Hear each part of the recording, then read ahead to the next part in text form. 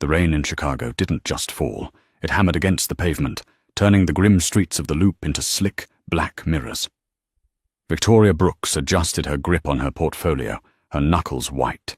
She was shivering, not just from the cold, but from the adrenaline of pure, unadulterated panic. She checked her phone. 2:45 p.m. The pitch at Sterling and Company was at 3 p.m. Her usual rideshare app was showing a searching for driver wheel of death. "Come on," she whispered, tapping the screen aggressively. "Please." Victoria was 26, a junior architect with more talent in her pinky finger than her boss, Braden Sterling, had in his entire lineage. But talent didn't pay the rent on her studio apartment in Wicker Park, and it certainly didn't pay for the care home fees for her mother. She needed this promotion. Braden had promised her that if she nailed the design for the new waterfront casino, the senior associate position was hers. Finally, a notification popped up. Black car arriving. Plate 7X99. It wasn't the economy ride she ordered. A sleek, obsidian black Mercedes Maybach pulled up to the curb, displacing a puddle of grimy water. It looked like a shark gliding through dark water. Victoria hesitated. This car cost more than her student loans. The back window rolled down a fraction. "Victoria?" A deep, gravelly voice echoed from inside. "Yes, I think I ordered a standard ride," she stammered, opening the back door. "System glitch," the man in the front seat said. He didn't turn around. He wore a simple black cap, pulled low, and a dark coat. "Get in. You're late." Victoria didn't argue. She slid onto the cream leather seats, the interior smelling faintly of cedarwood and expensive tobacco, not the usual pine air freshener scent. "Sterling Tower," she breathed out, smoothing her wet skirt. "And please hurry. If I'm late, he'll kill me." The driver glanced at her through the rear-view mirror. His eyes were dark, almost black, framed by thick lashes. There was a scar running through his left eyebrow that gave him a dangerous, rugged look, at odds with the polished car. "He?" the driver asked, pulling into traffic with a smoothness that defied physics. "Braden Sterling," Victoria muttered, opening her compact mirror to fix her mascara. "My boss, also my ex, also the man who currently holds my entire career in his manicured hands." The driver made a noise, a low rumble in his chest. "Sounds like a charmer." "He's a shark," Victoria corrected, "and I'm the chum. But I need this account. If I land the Venetian project, I can finally move my mum to a better facility. The one she's in, it smells like boiled cabbage and despair." She realized she was rambling. She always rambled when she was nervous. "I'm sorry, I shouldn't bore you with my drama. I'm Victoria, Alessio," the driver replied. He didn't offer a last name. "Nice to meet you, Alessio. You're a lifesaver." "We'll see," Alessio murmured. He drove aggressively but with precision, cutting through the gridlock on Michigan Avenue like he owned the pavement. Victoria noticed something odd.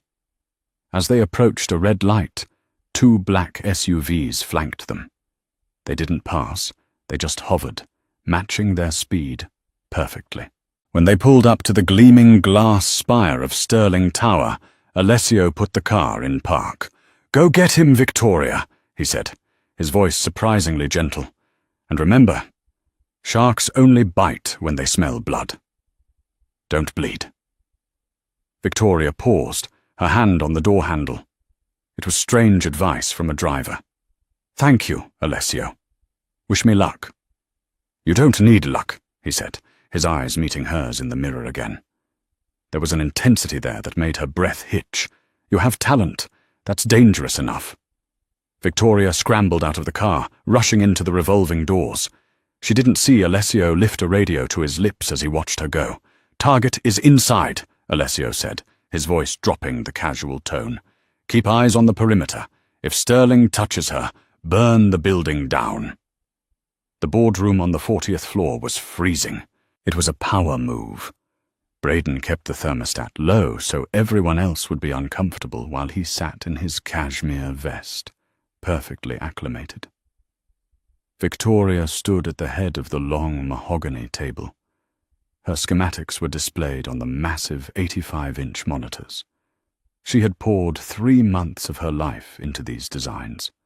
The casino looked like a flowing wave of glass and steel, respecting the Chicago skyline while offering something entirely new. And that, Victoria concluded, her voice steady, despite her trembling hands, is how we maximize the floor space while keeping the aesthetic integrity. Silence filled the room. Braden Sterling sat at the far end, spinning a Mont Blanc pen between his fingers. He was handsome in a generic trust fund way. Blonde hair slicked back, teeth whitened to a blinding degree. Beside him sat Tiffany Roch, the daughter of the casino's investor. She was looking at her phone, scrolling through Instagram, clearly bored. "It's cute," Tiffany said, not looking up. Victoria blinked. "Cute?" Braden chuckled. "What Tiffany means, Victoria, is that it's charming. But it's small. It meets all the square footage requirements, Braden. In fact, it exceeds them by—" "It's not about the math, sweetie," Braden interrupted, standing up. He walked over to her, invading her personal space. He smelled of expensive scotch and arrogance. "It's about the vibe. This design, it screams budget. It screams intern." "I'm not an intern," Victoria said, her jaw tightening. "I'm a junior architect." "Only because I let you be," Braden whispered, low enough so the other board members couldn't hear. "Let's be honest, Victoria. You were a diversity hire, a charity case. You think you belong in this room with the big dogs?" Victoria felt the sting of tears but refused to let them fall.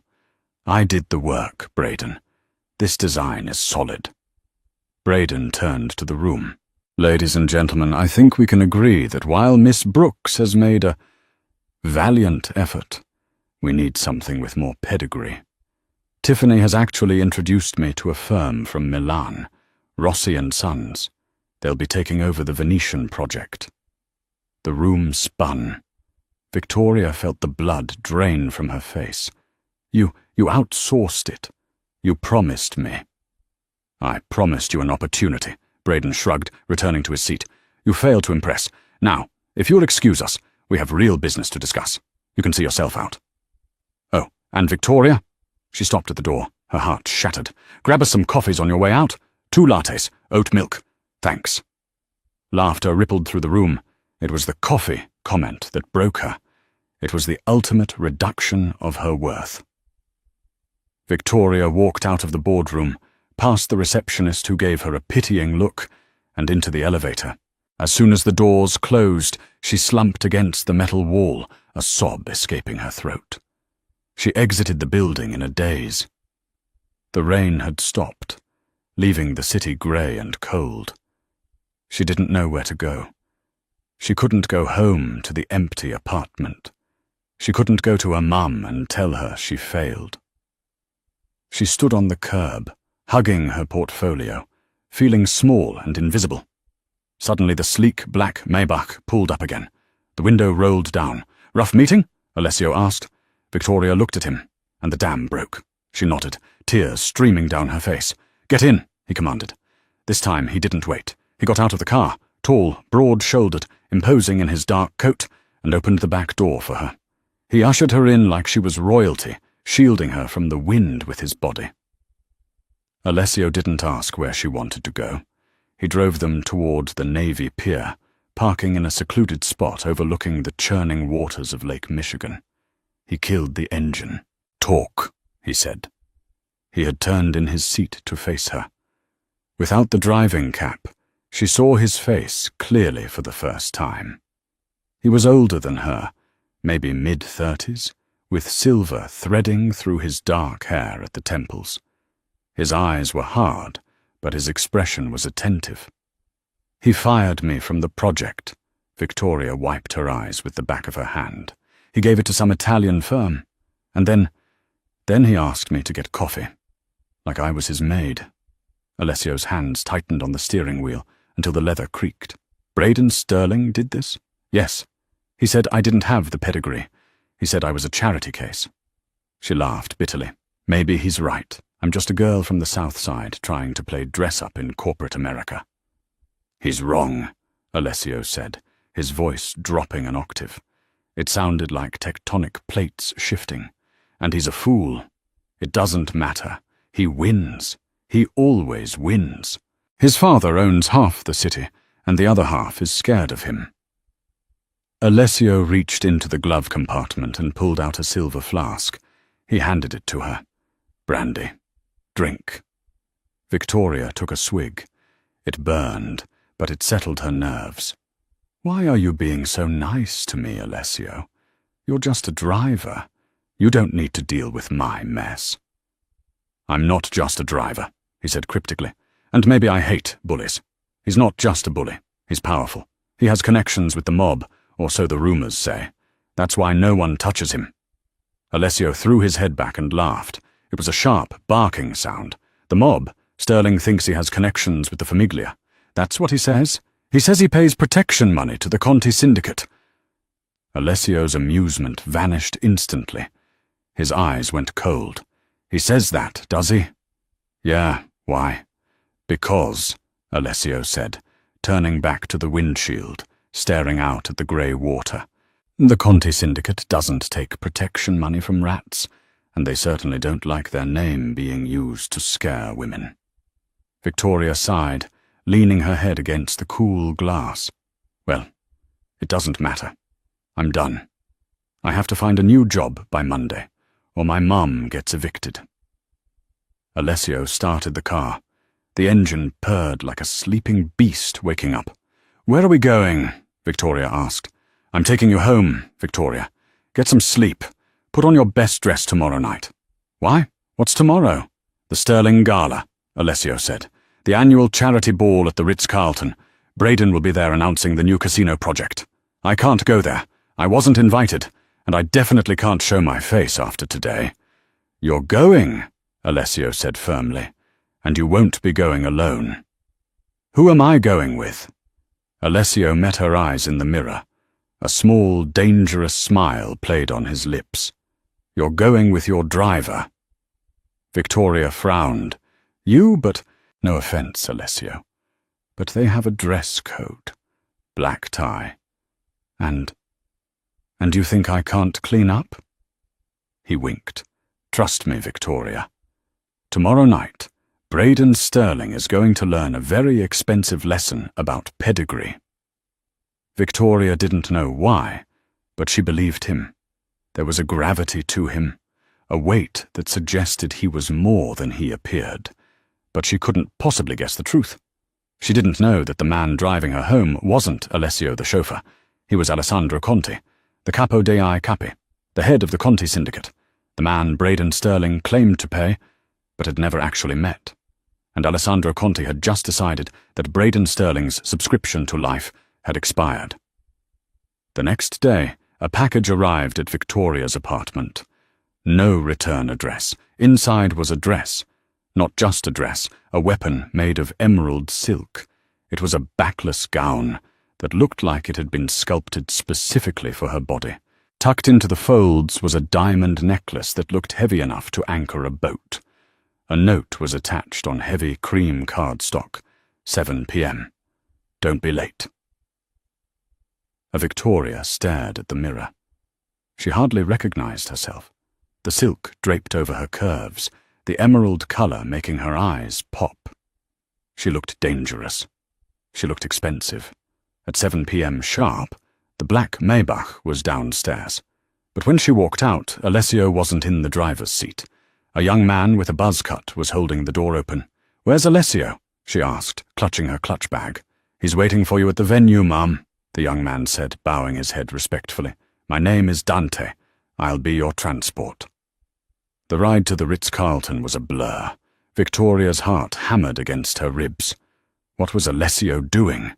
Was he going to crash the party in his chauffeur uniform? They would throw him out. They would throw her out.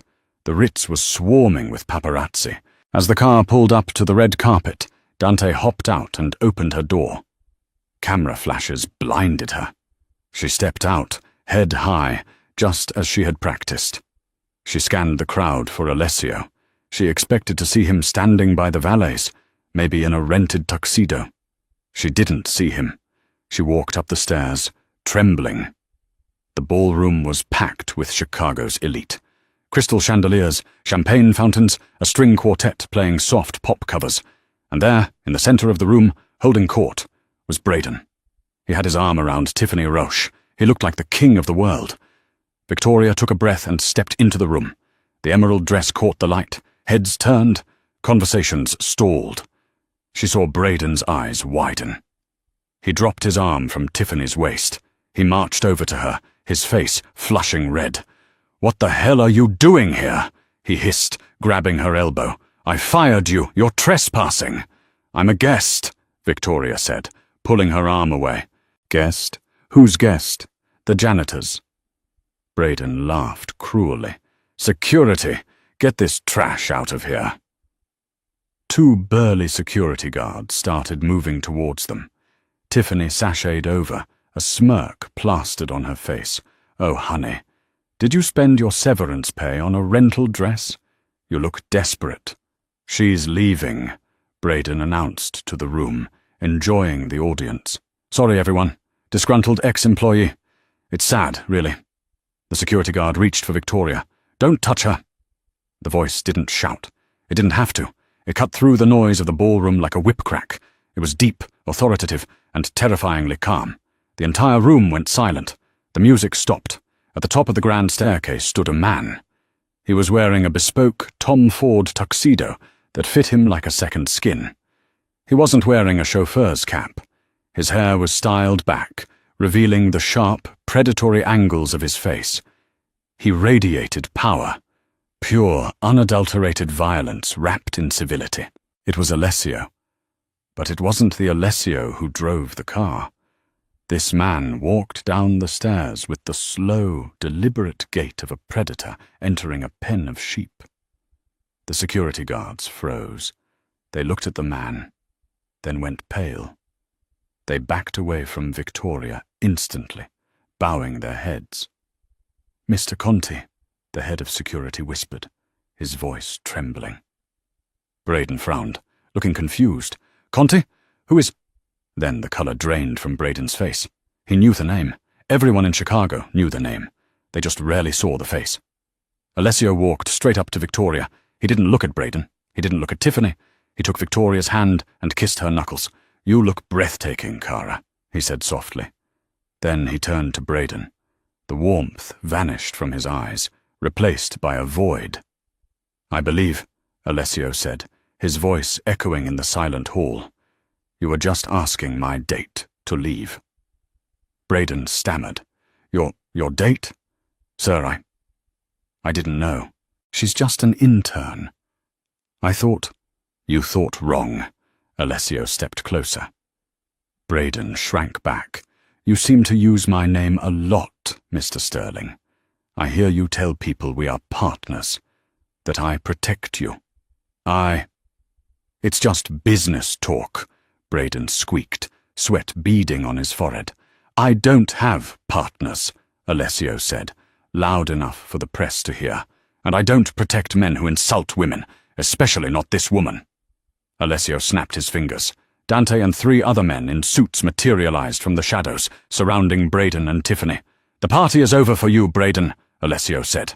"You can't do this," Braden shouted, trying to regain some dignity. "I'm Braden Sterling. I own this city." Alessio leaned in close, so only Braden and Victoria could hear. "You don't own anything. You're a tenant, and your lease is up." The silence in the Ritz-Carlton ballroom was heavy, suffocating. It was the kind of silence that usually precedes a gunshot. 300 of Chicago's wealthiest citizens stood frozen, champagne flutes halfway to their lips, watching the impossible unfold. Alessandro Conti, the mythical boogeyman of the underworld, a man most people thought lived in a fortress in Sicily, was standing on the red carpet, adjusting the cuff of his shirt. Braden Sterling, moments ago the master of ceremonies, looked like a child caught stealing from the collection plate. He tried to laugh, a desperate, wheezing sound. "Mr. Conti," Braden stammered. his hands trembling violently. This is a misunderstanding. I was just joking with Victoria. We have a rapport. She knows that." He turned to Victoria, his eyes pleading. "Tell him, Victoria. Tell him it was a joke." Victoria looked at the man who had tormented her for 2 years. She looked at the sweat dripping down his temple, staining his expensive collar. She felt a strange calmness wash over her. "It wasn't a joke, Braden," she said, her voice clear and ringing through the hall. "You humiliated me. You stole my work. And you treated me like a servant." Alessandro's hand rested on the small of Victoria's back. It was a warm, heavy weight that grounded her. He looked at Braden with bored indifference, which was far more terrifying than anger. "You see, Braden," Alessandro began, his voice smooth as velvet, but sharp as a razor, "I did a little digging while I was driving Miss Brooks around yesterday. I looked into your empire." Alessandro signaled to Dante. The young man stepped forward and handed Alessandro a tablet. "Sterling and Company is currently leveraged at 400%, Alessandro read, scrolling casually. "You borrowed money from the Petrov Bratva to cover your gambling debts in Macau. You forged the environmental reports for the Venetian project. And, most insultingly, you've been telling the Petrovs that I back you, so they wouldn't break your legs." Gasps rippled through the crowd. Tiffany Roche, who had been clinging to Braden's arm, recoiled as if he were radioactive. She stepped away, smoothing her dress, putting 5 feet of distance between them. That's a lie!" Braden shrieked, his composure shattering. "He's lying! He's a criminal!" "I am a criminal," Alessandro agreed, handing the tablet back to Dante. "But I am an honest one. You, Braden? You're a fraud." Alessandro turned to the crowd. "The Venetian project belongs to the architect who designed it. From this moment on, Conti Holdings is acquiring the debt of Sterling and Company. We are seizing all assets." He looked down at Victoria. "And we are appointing Miss Brooks as the lead architect and CEO of the new development firm." Victoria's mouth fell open. "Alessandro, I accept it," he whispered to her. "It's yours." Braden snapped. The humiliation, the financial ruin, the loss of his status. It was too much. His face twisted into a mask of pure hate. He reached into his tuxedo jacket. "You think you can take everything from me?" Braden screamed, pulling out a small silver pistol. It was a coward's gun, shaking in his grip. He pointed it not at Alessandro, but at Victoria. "If I go down, she goes with me." The crowd screamed. People dove under tables. Time seemed to slow down. Victoria stared at the barrel of the gun. She couldn't move. Alessandro didn't flinch. He didn't dive. He didn't panic. He simply stepped in front of Victoria, shielding her body with his own. He looked at the gun, then up at Braden's eyes. "You have made a grave error," Alessandro said softly. Braden's finger tightened on the trigger. "Drop him," Alessandro said. It was the order, the deadly order. It didn't come from Alessandro's gun. It came from the shadows. A single shot rang out from the balcony level, a suppressed thwip that sounded like a heavy book falling. Braden screamed as his hand exploded in a mist of red. The pistol clattered to the floor. Before Braden could even drop to his knees, Dante and 2 other guards were on him. They didn't prioritize his medical needs. They slammed him face first into the marble floor, zip-tying his hands behind his back with brutal efficiency. Alessandro stepped over the sobbing, bleeding form of Braden Sterling. He looked at Dante. "Get this trash out of my sight," Alessandro commanded, his voice devoid of pity. "Take him to the rail yard. Make sure he understands the price of pointing a weapon at my wife." "Wife?" Braden sputtered through a mouthful of blood and broken teeth as he was dragged away. "She's not your wife!" Alessandro adjusted his cufflinks, looking down at the streak of blood on the floor. "Not yet," Alessandro muttered. "But a man can hope."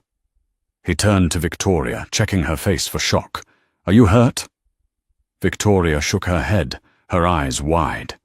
You just—" "I handled a personnel issue," Alessandro said. He offered her his arm. Now I believe we have a gala to leave. The food here is terrible anyway." The heavy door of the armored SUV slammed shut, sealing out the noise of the city and the screams of the gala attendees. Inside, the silence was instant and oppressive. It was a vacuum, sucking the air out of Victoria's lungs. She was sitting on plush leather, the same scent of cedarwood and tobacco enveloping her that she had smelled the day before. But everything was different now. The man sitting next to her wasn't Alessio, the kind-eyed driver who listened to her complaints about office politics. He was Alessandro Conti, the capo, the king, a man who had just ordered the destruction of a human being with the same casual tone one might use to order a sandwich. The convoy of 3 black SUVs sped away from the Ritz-Carlton, moving in a tight defensive formation. Victoria stared at her hands. They were trembling so violently that the sequins on her dress shimmered like restless water. "Breathe," Alessandro said. His voice was calm, terrifyingly calm. He reached toward a hidden compartment in the center console. Victoria flinched, shrinking back against the door.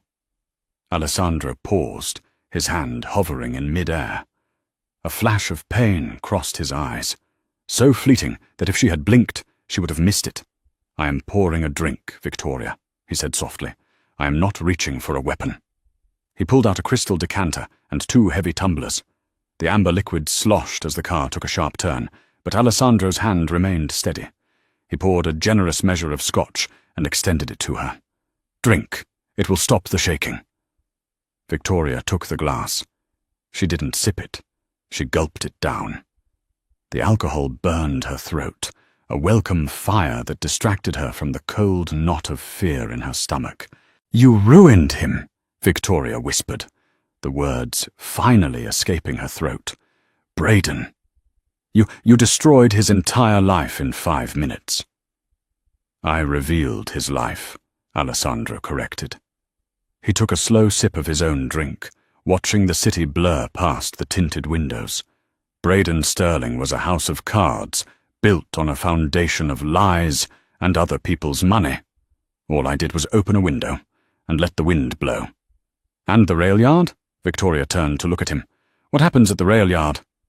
Alessandro turned his head. His eyes were dark, abyssal pools. "Justice happens, Victoria. The kind of justice the courts are too polite to administer. He pointed a gun at you. In my world, that is a forfeiture of one's right to a comfortable future." "Who are you?" she asked, her voice cracking. "Really? Are you the driver who gave me advice? Or are you this?" "I am both," Alessandro said. He set his glass down and leaned forward, his elbows on his knees. "I was born into this life, Victoria. My father was the Don. His father was the Don. I was raised to be a weapon. I was taught that mercy is a luxury we cannot afford." He looked down at his hands, hands that were manicured, elegant, and lethal. "But the driving?" he continued, a wistful note entering his voice. "That is my escape. When I am behind the wheel, nobody wants me to kill anyone. Nobody asks me for favors. I am just a man taking people where they need to go. Yesterday, my usual driver called in sick. I took the cab. I took the keys. I just wanted silence." He looked up, locking eyes with her, and then a soaking wet architect climbed into my back seat and told me about a world I didn't know existed. A world where people are cruel not for survival, but for sport. You intrigued me, Victoria. You were fighting a war with no weapons. I decided to give you some ammunition. Victoria felt tears pricking her eyes. "You scared me back there. You looked like a monster." "Sometimes," Alessandro said, reaching out to tuck a stray lock of hair behind her ear, "you need a monster to keep the other wolves at bay." Victoria leaned into his touch instinctively, then pulled back, conflicted. Before she could speak, the driver in the front seat, the real Dante, shouted into the intercom, "Contact! Rear flank! We have tails!" The atmosphere in the car shifted instantly. The luxury melted away. replaced by the tension of a bunker. "Report!" Alessandro barked, his voice dropping into a commander's growl. "2 SUVs, no plates, approaching fast on the starboard side. It's the Petrovs, boss. They must have been waiting for the signal from Sterling." "Hold formation," Alessandro ordered. He didn't look scared. He looked annoyed. He looked like a man whose dinner plans were being inconvenienced. Victoria grabbed his arm. "What's happening?" "Braden was in debt to the Russian mob," Alessandro said quickly, checking the magazine of a pistol he pulled from a holster beneath his jacket. "He likely promised them he'd deliver me tonight in exchange for clearing his debt. He failed." Crash. The impact was bone-jarring. A heavy vehicle slammed into the side of their SUV, sending them skidding across the wet asphalt. Victoria screamed as the world tilted. The armoured Maybach was heavy, but physics was heavier. The car spun 180 degrees, tires screeching like banshees, smoke filling the cabin. "Get down!" Alessandro roared. He threw himself over her, using his broad body as a human shield. He pressed her face into the leather seat, covering her head with his arms. Bullets began to hammer against the car. It sounded like someone was throwing handfuls of gravel against the windows, but louder, angrier. Thud, thud, thud, thud, thud. The bulletproof glass held, spider-webbing into opaque patterns of white cracks. But it wouldn't hold forever. "Dante! Status!" Alessandro yelled over the noise. "Engine block took a hit. We're immobilized, boss. We're sitting ducks." Alessandro cursed in Italian. He looked down at Victoria. She was curled in a ball, shaking. He grabbed her face between his hands, forcing her to look at him. "Victoria, listen to me closely," he said, his intensity burning through her panic. "I am going to get out. I am going to draw their fire." "No!" she cried, gripping his lapels. "They'll kill you!" "They will try," he said with a dark smirk. "But they are Russians fighting in Chicago. This is my city." He reached under the seat and pulled out a heavier weapon, a compact submachine gun. He racked the slide. "Stay on the floor. Count to 100. Do not open this door until you hear my voice. Do you understand?" "Alessandro, please." He kissed her hard on the mouth, a kiss of adrenaline and desperation. "Start counting." He kicked the door open. The noise of the outside world roared in. Sirens shouting, and the deafening crack of automatic fire. Alessandro rolled out onto the pavement, and the door slammed shut behind him. "1," Victoria sobbed, pressing her hands over her ears. 2, 3. Outside, hell had broken loose. Alessandro moved not like a man, but like a phantom. He used the cover of the smoking vehicle, moving low and fast. He could hear the shouting of the Petrov soldiers. They were disorganized, relying on brute force. They didn't know who they were dealing with. He saw 2 men advancing on the car. Alessandro didn't hesitate. 2 shots, double taps to the chest.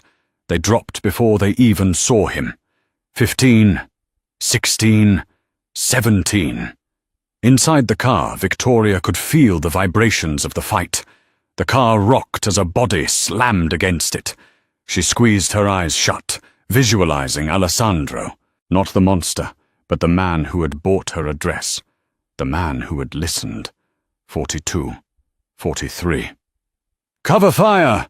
Alessandro shouted to his men. Dante and the other guards were engaging the second van. Alessandro saw the leader of the hit squad taking aim at the rear window where Victoria was hiding. A cold rage, darker than anything he had ever felt, surged through him. It wasn't business anymore. He broke cover. He sprinted across the open ground, bullets kicking up sparks around his feet. He raised his weapon and fired a precise burst. The gunman fell. Alessandro reached the enemy van, pulled the pin on a flashbang grenade he kept on his belt, and tossed it through the driver's window. Boom! A blinding light and a concussion wave rattled the street. The shooting from the Russians stopped, replaced by groans of disorientation. "Secure them," Alessandro ordered his men. "Leave one alive for a message. Finish the rest." 89, 90. Victoria's throat was raw. The shooting had stopped. The silence that followed was worse than the noise. It was heavy with the smell of burnt rubber and gunpowder. Was he dead? Had he sacrificed himself for her? 99. 100. She held her breath. The door handle clicked. Victoria flinched, curling tighter into a ball. The door swung open. "Victoria!" It was him. She looked up. Alessandro stood framed by the streetlights and the smoke. His tuxedo jacket was gone. His white shirt was stained with soot and a streak of blood on the sleeve. His hair was wild, wind-blown. He was breathing hard, his chest heaving. But he was alive. Victoria didn't think. She didn't analyze the morality of the situation. She scrambled out of the car and threw herself at him. He caught her, groaning slightly as the impact jarred a bruise on his ribs, but he held her tight. He buried his face in her neck, inhaling the scent of her perfume, which was miraculously still there beneath the smell of war. "I told you," he murmured against her skin. "I'm a good driver, but the traffic in this city is terrible." Victoria laughed. It was a hysterical, sobbing sound. She pulled back to look at him, running her hands over his face, checking for injuries. "You're bleeding," she said, touching a cut on his cheek. "Not my blood," he said simply. He looked around at the carnage, the wrecked cars, the police sirens wailing in the distance, getting closer. "We have to go," he said. "The police are on my payroll, but it's better if we aren't here when the cameras arrive." He led her to the lead SUV, which was damaged but drivable. He opened the passenger door for her, helping her in with the same gentleness he had shown when he was just Alessio. He walked around to the driver's side. Dante tried to intercept him. "Boss, you're hurt." "Let me drive." Alessandro shook his head. "No, I drive." He got in and started the engine. It sputtered, then roared to life. He looked over at Victoria. She was watching him with a look he hadn't expected. He expected fear. He expected revulsion. Instead, he saw awe. And something else. "I can't go back to my apartment," Victoria said quietly. "Everyone knows where I live. Braden. The Petrovs." "I know," Alessandro said, putting the car into gear. "I have a safe house, a penthouse downtown. No one knows about it. You'll be safe there." "And you?" Victoria asked. "Will you be there?" Alessandro gripped the steering wheel. "If you want me to be. If you can stand to look at me after tonight." Victoria looked at the blood on his shirt. Then she looked at the scar through his eyebrow, the fierce determination in his jaw. She realized that for 26 years she had been looking for a man who would fight for her. She just never realized that the fight would be literal. She reached out and covered his hand on the gear stick. "I don't want to look at anyone else," she said. Alessandro turned his hand over, interlacing his fingers with hers. He brought her hand to his lips and kissed her knuckles, his eyes never leaving hers. "Then let's go home." He pressed the accelerator. The SUV surged forward, leaving the wreckage of the past behind them, driving toward a future that was dangerous, uncertain, and absolutely thrilling. Victoria Brooks wasn't just a passenger anymore. She had chosen her ride. 6 months later. The wind off Lake Michigan was usually biting in November, but tonight the air around the Navy Pier felt electric. Searchlights swept the sky, cutting through the darkness in crisscrossing beams of white and gold. Victoria Brooks stood in front of a floor-to-ceiling mirror in the penthouse suite of the Ritz-Carlton, the same hotel where, half a year ago, her life had almost ended. Tonight, however, she wasn't a guest crashing a party. She was the host. She smoothed the fabric of her gown. It was a custom piece from Milan, a shimmering column of silver that made her look like a statue forged from moonlight. "Stop fidgeting," a deep voice rumbled from the doorway. "You look perfect. Dangerous, but perfect." Victoria turned. Alessandro was leaning against the doorframe. He had traded his tactical gear and blood-stained shirts for a tuxedo that cost more than Braden Sterling's former annual salary. His hair was silvered at the temples, distinguished and severe, but his eyes held a warmth reserved solely for her. "I'm nervous," Victoria admitted, picking up her clutch. "The entire city is down there. The mayor, the governor, the investors. They're all waiting to see if the girl architect actually pulled it off. Alessandro walked over to her, his movements predatory grace. He stood behind her, his hands resting heavily on her shoulders, meeting her gaze in the mirror. "Let them look," he whispered, kissing the curve of her neck. "They aren't there to judge you, Victoria. They are there to worship you. You built the Venetian. You turned a failing, corrupt project into the crown jewel of Chicago. You are the queen tonight." "And you?" she asked, leaning back against him. "What are you?" "I am just the muscle," he smirked, "and the husband."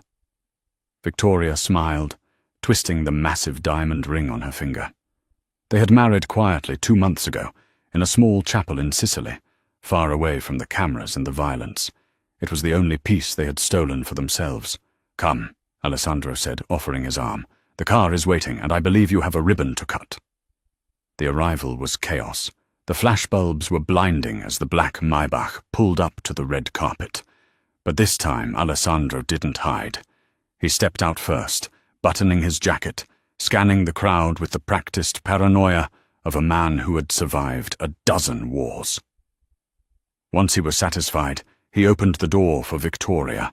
A roar went up from the crowd. "Victoria! Mrs. Conti! Over here!" They walked the carpet together. Victoria fielded questions with the poise of a veteran CEO. She spoke about structural integrity, about aesthetic flow, about revitalizing the waterfront. She didn't speak about the hostile takeover, the Petrov hit squad, or the fact that her husband was the capo of the most powerful syndicate in the Midwest. Inside, the Conti Brooks Venetian casino was breathtaking. It was a cathedral of vice and luxury. The ceiling was a flowing wave of glass, mimicking the lake outside. The gaming floor was hushed and opulent. Victoria gave her speech from a golden podium, her voice steady, amplifying through the massive hall. "Architecture is about legacy," she told the crowd of thousands. "It is about leaving something behind that says, 'We were here.' Some people try to build legacies on lies. We built this on truth and steel." Thunderous applause filled the room. Alessandro stood in the front row, his face unreadable to the public, but Victoria saw the pride burning in his eyes. After the speeches, the gala began. Champagne flowed like water. Victoria was cornered by the city planner, who was practically begging to approve her next zoning permit. "Excuse me," Victoria said politely, extracting herself. "I need a drink." She signaled for a waiter. "Champagne, Mrs. Conti?" a voice asked from behind her. Victoria froze. She knew that voice. It was thinner now, raspier, stripped of its arrogance, but she knew it. She turned slowly. Holding a silver tray of empty flutes was a man. He was gaunt, his skin sallow and grey. His hair, once blonde and perfectly coiffed, was thinning and greasy, combed over in a desperate attempt to hide the bald spots. He wore the generic, ill-fitting white jacket of the catering staff. His name tag hung crookedly on his lapel. Braden. It was Braden Sterling. He wouldn't look her in the eye. He stared at her diamond necklace, his hands shaking so badly the glasses on his tray clinked together like wind chimes. "Braden," Victoria said. Her voice wasn't angry. It was flat. "Hello, Victoria. I mean, Mrs. Conti," Braden mumbled, his eyes darting around nervously. He looked terrified that he might drop a glass. Alessandro appeared at Victoria's elbow instantly, sensing the shift in her mood. He didn't say a word. He just stared at Braden. Braden flinched violently, taking a step back. I was just clearing the glasses, Mr. Conti. I wasn't bothering her. Please." Victoria looked at the man who had once held her career in his hand. The man who had called her a charity case. The man who had tried to end her life because his ego couldn't handle her talent. She expected to feel hate. She expected to want to scream at him. Instead, she felt nothing. He was insignificant, a bug that had already been crushed. "I don't want champagne," Victoria said coolly. "Oh, of course," Braden stammered. "Whatever you want. I can get you a martini?" A Scotch? Victoria tilted her head, a small, cold smile playing on her lips. Actually, Braden, she said, her voice loud enough for the nearby socialites to hear, I'd like a latte, oat milk. Make sure it's hot. Braden's face went white. It was the exact order he had used to humiliate her in the boardroom 6 months ago. The circle was complete. We don't have an espresso machine at this station, Braden whispered, humiliated tears welling in his eyes. Then run to the kitchen, Alessandro said. His voice was a low growl that made the hair on the back of Braden's neck stand up. And don't keep my wife waiting. Yes, sir. Right away, sir. Braden scurried away, limping heavily on the leg that the Petrovs had shattered before his arrest, a permanent reminder of his bad debts. Victoria watched him go. She felt a hand on the small of her back. Was that satisfactory? Alessandro asked quietly. It was closure, Victoria replied. She turned to her husband. You hired him? I bought the catering company, Alessandro shrugged, taking a sip of his bourbon. He needed a job after he got out on parole. Nobody else would hire him. I thought it was only fair to give him an entry-level position. He has a lot to learn about. Service. Victoria laughed, a genuine, bubbling sound. You are a terrible man, Alessandro Conti. I am a just man, he corrected. Now, are you done with this circus? I believe we have made an appearance. But the latte? Victoria teased. He's running to get it. Let him run, Alessandro said, taking her hand. He can leave it on the table. We won't be here. They slipped out through the kitchen exit, bypassing the paparazzi and the sycophants. The cool night air of the alleyway was refreshing. The black Maybach was waiting, idling softly. Victoria walked toward the passenger door, but Alessandro stopped her. Not tonight, he said. He tossed her the keys. Victoria caught them, surprised. You want me to drive? It's your car, Victoria. It's your company. It's your city, Alessandro said, walking around to the passenger side. I'm just along for the ride. Victoria looked at the keys in her hand. For so long, she had been a passenger in her own life, letting men like Braden steer her, letting circumstances dictate her route. Even with Alessandro, she had often relied on his protection. But tonight felt different. Tonight, she was the one in control. She slid into the driver's seat. The leather was cool and familiar. She adjusted the mirrors. Alessandro got in beside her, leaning back, closing his eyes with a content sigh. Where to, Mr. Conti? She asked, starting the engine. The V12 roared to life, a beast waking up. Alessandro opened one eye, looking at her with that intense, smouldering gaze that still made her knees weak. Take me home, Victoria, he said. Take me anywhere. As long as you are driving, I am safe. Victoria shifted into gear. She looked in the rearview mirror one last time. She saw the back door of the casino open, and Braden running out into the alley with a paper cup in his hand, looking frantically for them. She didn't stop. She didn't wave. She pressed the accelerator, and the Maybach shot forward, leaving the past in a cloud of exhaust. They sped onto Lakeshore Drive, the city lights blurring into streaks of gold and neon. Victoria drove fast, confident, her hand resting on the center console. Alessandro covered her hand with his own. She wasn't the victim anymore. She wasn't the intern. She wasn't even the passenger. She was the driver, and the road to Akiuara ahead was wide open.